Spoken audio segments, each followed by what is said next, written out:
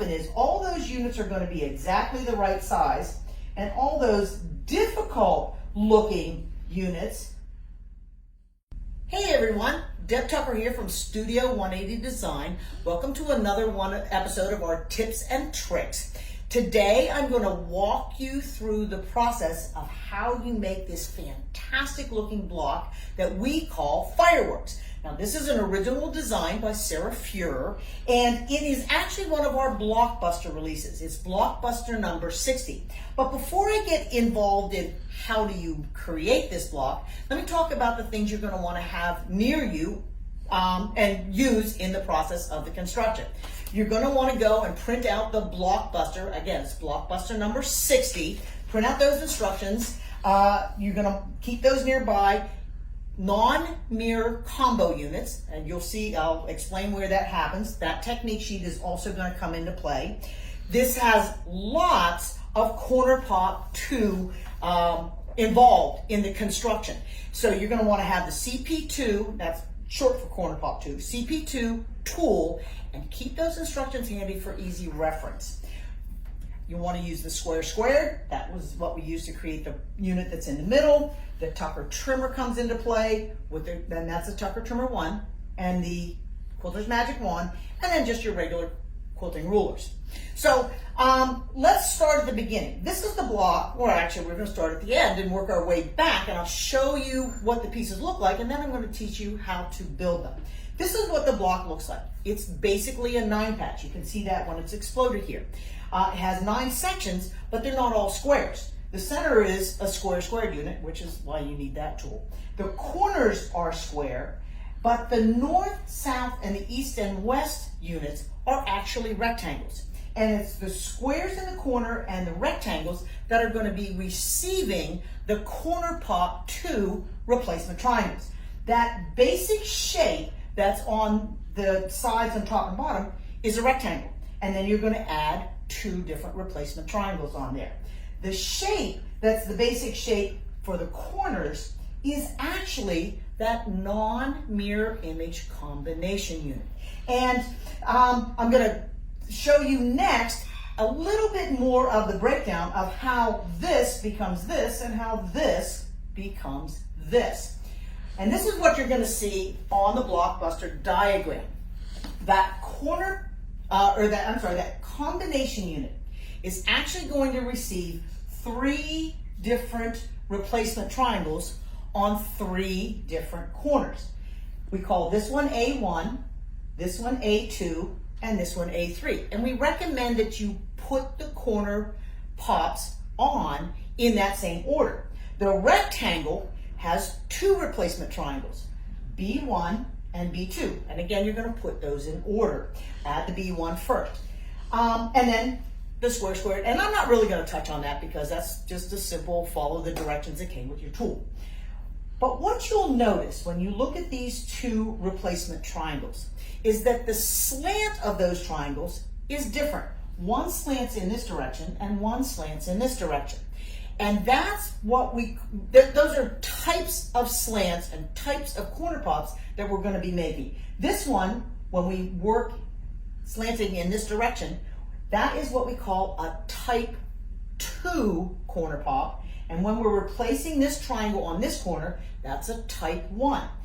Both of the units have a type 2 and a type 2, and those are the ones. The A1 and the B1 are the type 2 replacement triangles, and then the B2, A2, and A3 are the type 1. And I'm emphasizing this because the way you approach the trimming of the corner and the cutting of the replacement triangle really is critical to getting the slant correct in your units. But the instructions start out by making those non-mirror image combination units. And that's where the technique sheet comes into play. You're going to refer to the BlockBuster pattern. It will tell you in the chart for the size you're making, and there are 3 size options in the BlockBuster. I'm making the 11-inch size, that's the middle size, that I need to make 4-inch finished combination units. You can read through the directions on the technique sheet to determine what size squares you need to start with, but basically what's going to happen, the blue and the white have 1 square each, and the red will have 2 squares each. Your first thing you're going to do is place a blue square on top of a white square, and you're going to put those right sides together. Then what you're going to do with the quilter's magic wand is mark 4 stitching lines. You're going to mark lines going on either side in this direction, and then you're going to take the unit and mark lines in that direction. And then what you're going to do once you have those marked is you're going to do stitching in a very specific order. With the under your needle at your sewing machine, you're going to stitch down the right hand side, you're going to come across at the midpoint, and then down the left hand side.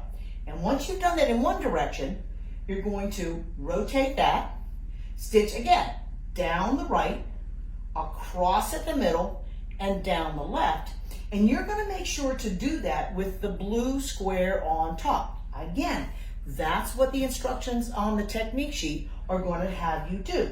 When you cut those apart, and you're going to cut in between the lines of the stitching, right on the halfway diagonals, you're going to be creating these quarter square triangle sections that are all the same, making it quite easy to stitch this oversized unit together with this oversized triangle, and those are just created by cutting the squares in half, creating oversized combination units that you can then come back with your tucker trimmer, line up the correct diagonal guidelines, and trim that to a precision size. So that's going to be the base for those A corner units that we talked about at the beginning.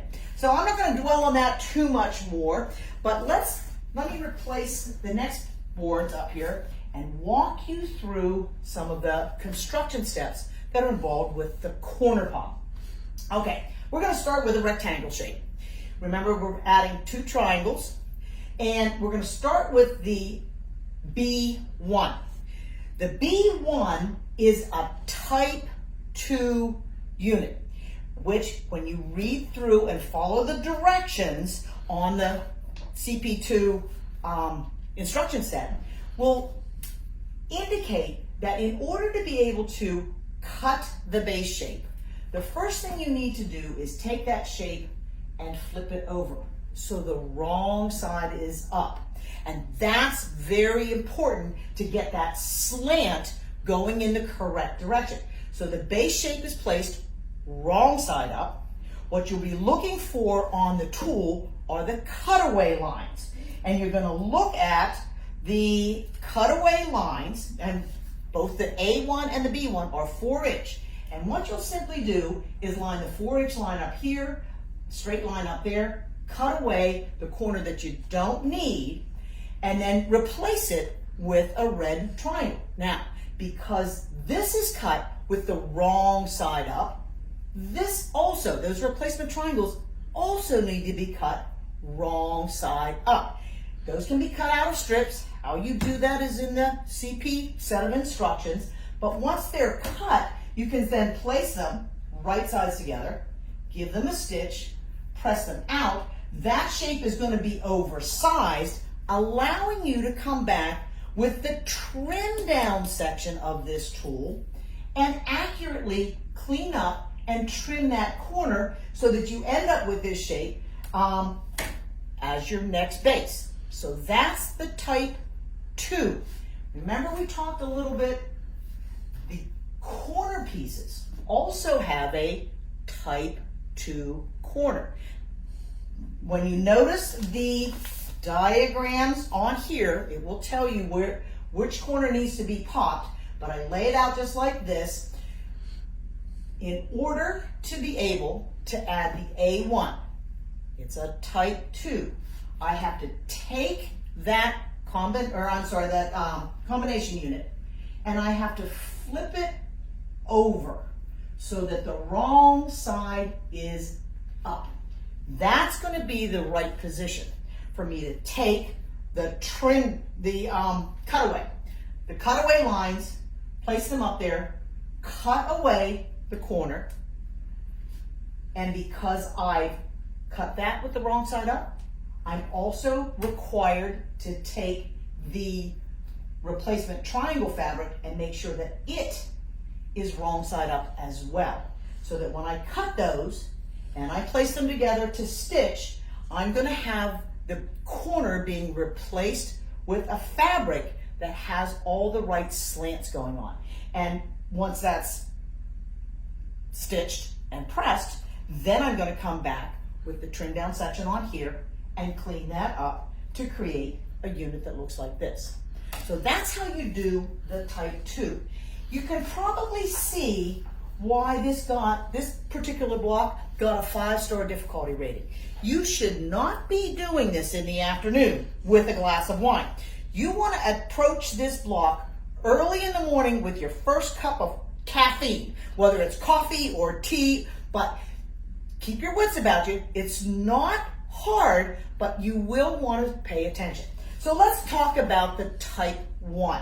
The B2 triangles and the A2 and the A3 are what we call the type 1 slant. It's a slant that goes in the opposite direction. When we cut away the corners, we're going to keep the base unit, which is the one that we did already, right side up, allowing us to come back with the cutaway and cut away with the angle and the slant that we want. The replacement triangles, you also cut those with the fabric right side up so that it will have the correct slant to be able to fill in that area. You stitch it, it will overfill, you press it.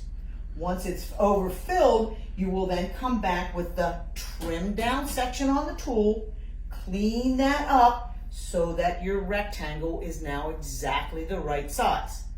Makes sense here. That's a little easier to see. When you do those type 1 corner pops on the combination unit. Now, we just created this base shape. That's what you're seeing right here. These A2 and A3 are going to be added, but everything that you do for the cutting is right side up. So the A2 is going to go on the red-white corner, and that's what you see up here. Right side up, trim down lines, cutaway lines, cut away the corner. Replacement triangles are cut right side up because this is being cut away right side up. You add the oversized replacement triangle. When you give it a press, it will be overfilling the corner. Then you can come back and trim that down. And what happens when you do that trim down is you cut right side up, but you trim wrong side up. So again, just keep your wits about you when you do this. And then after you get to this shape, there's just one more corner that needs to be added, and it goes to the kind of red corner in my case.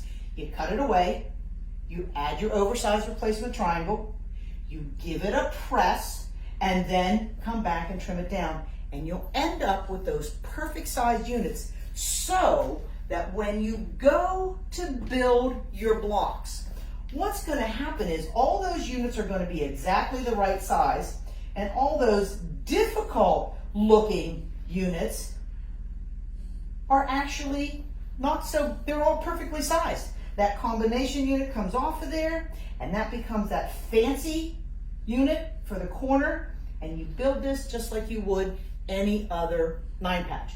Build them together in rows, stitch, and then stitch, and then stitch, and then put your rows together. And you know, there's one thing that you might want to consider. There are a lot of points coming together at different areas of this block. So one of the things that I did throughout the process was I pressed a lot of my seams open. And I do that frequently when I've got many points coming together to help eliminate the bulk. So you may want to play with that scenario. But this is a great block. Again, it comes in 3 sizes. This was the 11. It also comes, I think, in 7 and in 15-inch size. I've got those on my bucket list to make. And I hope that you enjoyed this. I hope it makes a little more sense. And I hope you send me some photos of some of the blocks that you create with this great fireworks block. Have a great summer, everybody. See you in the fall.